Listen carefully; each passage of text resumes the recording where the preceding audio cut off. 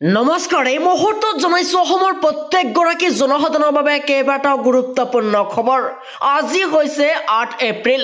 আজিৰ দিনটোৰ কেইবাটাও গুৰুত্বপূৰ্ণ খবৰ এই মুহূৰ্তত জনাইছো। আমাৰ প্ৰথম নম্বৰ খবৰটোলৈ পুনৰ বৃদ্ধি হৈছে ঘৰুৱা ৰন্ধন গেছ চিলিণ্ডাৰৰ দাম। প্ৰতিটো ঘৰুৱা চিলিণ্ডাৰত 50 টকা পৰ্যন্ত মূল্য বৃদ্ধি। কেন্দ্ৰীয় চৰকাৰে ধাৰ্য কৰিছে এইবাৰ নতুন নিৰিখ। সাধাৰণ জনতাৰ মূৰত মাতমাৰ সদাই বৃদ্ধি পাব এইবাৰ গেছৰ দাম। প্ৰধানমন্ত্ৰী উজ্জ্বলা আঁচনিৰ হিতাধিকাৰীয়ে ভৰিব লাগিব বৰ্ধিত মূল্য। কেন্দ্ৰীয় পেট্ৰলিয়াম মন্ত্ৰী হৰদীপ সিং পুৰীয়ে জাৰি কৰিছে এই ভয়ংকৰ তথ্য। দিল্লীত এতিয়া প্ৰতিটো চিলিণ্ডাৰৰ মূল্য হ'ব 853 টকা, কলকাতাত 879 টকা হ'ব আৰু মুম্বাইত গ্ৰাহকে ভৰিব লাগিব 853.50 টকা আৰু উজ্জ্বলা আঁচনিৰ হিতাধিকাৰীয়ে ভৰিব লাগিব বৰ্ধিত 50 টকা। পূৰ্বে 500 টকাত উপলব্ধ হৈছিল উজ্জ্বলা যোজনা আঁচনিৰ গেছ।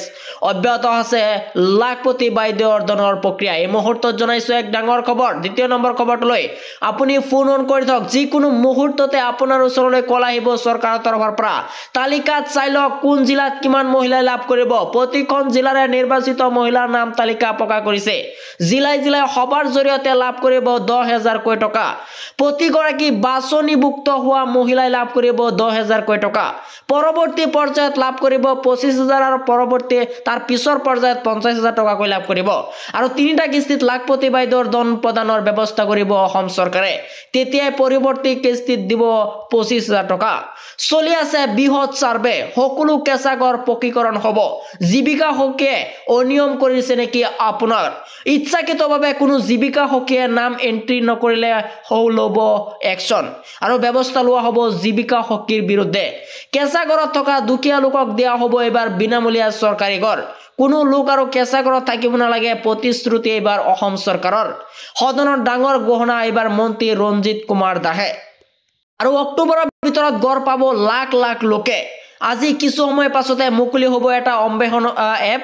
আপুনি নিজেই কৰি ল'ব পাৰিব নিজৰ জিঅ' টেগিং। এই মুহূৰ্তত জনাইছো আমাৰ 4 নম্বৰ খবৰটোলৈ। আমাৰ 4 নম্বৰ খবৰতে আছে ডাঙৰ খবৰ। যান বাহন চলাচলক লৈ আহি গৈছে এবাৰ কঠোৰ নিৰ্দেশনা। সুৰাপান কৰি গাড়ী চলালে 10,000 টকাৰ জৰিমনাৰ লগতে 6 মাহৰ জেল হ'ব আপোনাৰ। পুনৰ একে ভুল কৰিলে 15,000 টকাৰ জৰিমনা, 2 বছৰ পৰ্যন্ত জেল হ'ব পাৰে। চিট বেল্ট ব্যৱহাৰ নকৰি গাড়ী চলালে ভৰিব লাগিব 1,000 টকা পৰ্যন্ত জৰিমনা। হেলমেট নোহোৱাকৈ গাড়ী চলালে 1,000 টকাৰ জৰিমনা, লগতে 3 মাহলৈ বাতিল হ'ব পাৰে আপোনাৰ ড্ৰাইভিং লাইচেন্স। মোবাইল ফোন ব্যৱহাৰ কৰি গাড়ী চলালে 5,000 টকা পৰ্যন্ত জৰিমনা বিহা হ'ব আৰু লাইচেন্স নোহোৱাকৈ গাড়ী চলালে 5,000 টকাৰ জৰিমনা। দুচকীয়া বাহনত 3 জন উঠিলে 1,000 টকাৰ জৰিমনা ধাৰ্য কৰা হৈছে আৰু ইঞ্চুৰেঞ্চ নোহোৱাকৈ গাড়ী চলালে 2,000 টকাৰ জৰিমনা, 3 মাহৰ জেল হ'ব পাৰে আৰু বাৰে বাৰে এনে ভুল কৰিলে 4,000 টকা পৰ্যন্ত আপোনাৰ জৰিমনা বিহা হ'ব পাৰে। আৰু প্ৰদূষণ প্ৰমাণ পত্ৰ নাথাকিলে ভৰিব লাগিব 10,000 টকা পৰ্যন্ত জৰিমনা আৰু বিপদজনকভাৱে গাড়ী চলালে 5,000 টকাৰ জৰিমনা।